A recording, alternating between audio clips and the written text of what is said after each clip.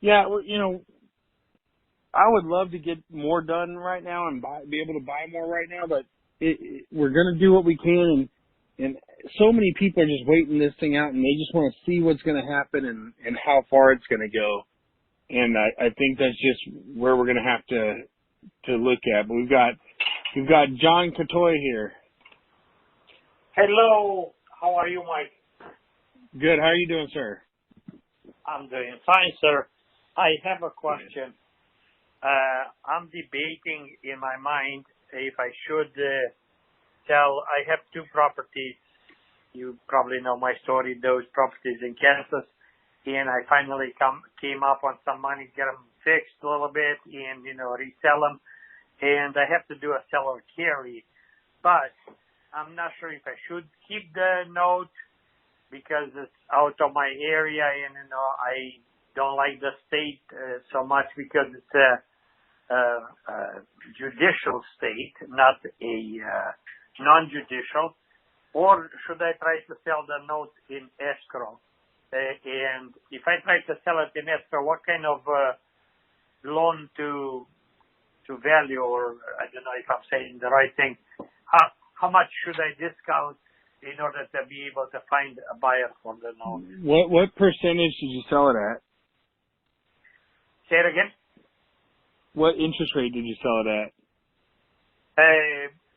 I haven't finished it. Can be 9.9, 10.9, 10.5. So that's still up to me, because the guy is really willing to buy it. He's a veteran, and he's waiting for me, to put the money in the property. So I haven't finished the deal, but my question is, should I try to sell the note in escrow?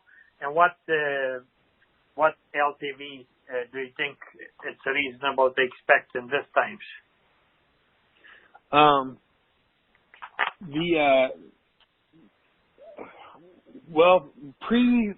Pre pandemic and everything, we were looking at 12% yield is what everybody was looking for.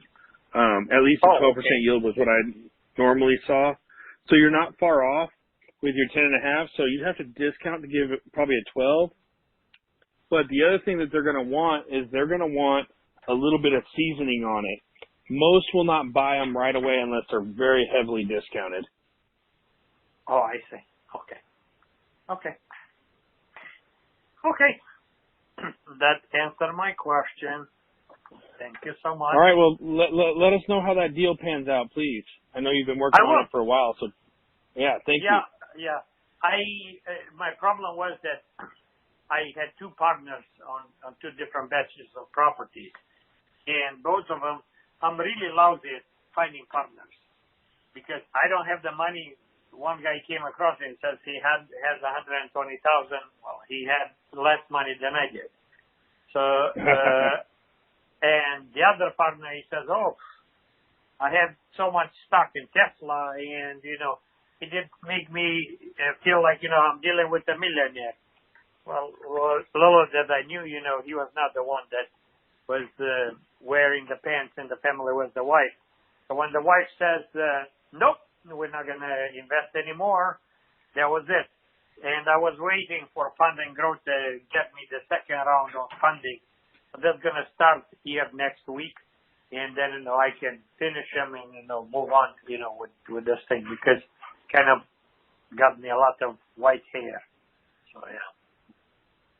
Gotcha.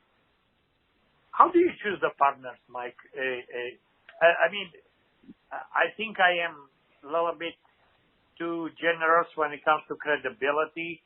I tend to think that everybody's like me, honest, upfront, all of that. And I find out that usually people are not like that. It's kind of, how should I say, a little bit on high talking, low delivery. So. Yeah. I haven't had enough experience in that to help you.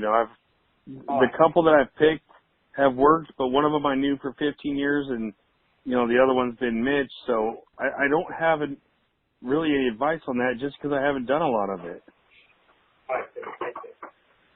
So maybe it's better try pushing funding growth to get maybe $30, $50, $60,000 in a credit lines, some sort of credit lines instead of bringing a partner. In that way, I am in control of the whole picture.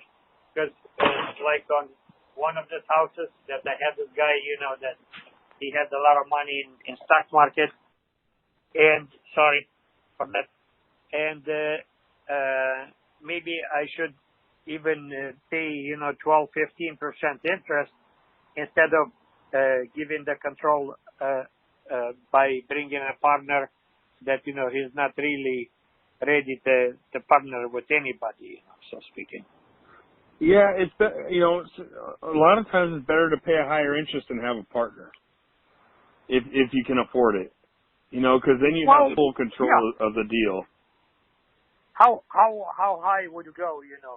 At what level would you say? Well, that's a little bit too much for me. Well, it just depends on the deal. If I can make a ton of money, I'll pay 50% interest. I don't care. If I'm still making a ton of money, that's all that matters. Yeah, the only problem with my deals, they're very small. I'm not going to get in this kind of deals anymore. So once I'm done with them, I will get into a little bit higher properties and not dealing with very small income. As percentages, a friend of mine says, "Oh, that's great. It's still 300%, whatever." But when you look at how many thousands of dollars, it's not that much. I mean, not that I lost or I will lose on any of them, but as a percentage looks great. As the amount of dollars, it looks kind of, probably I should have not wasted my time with these properties.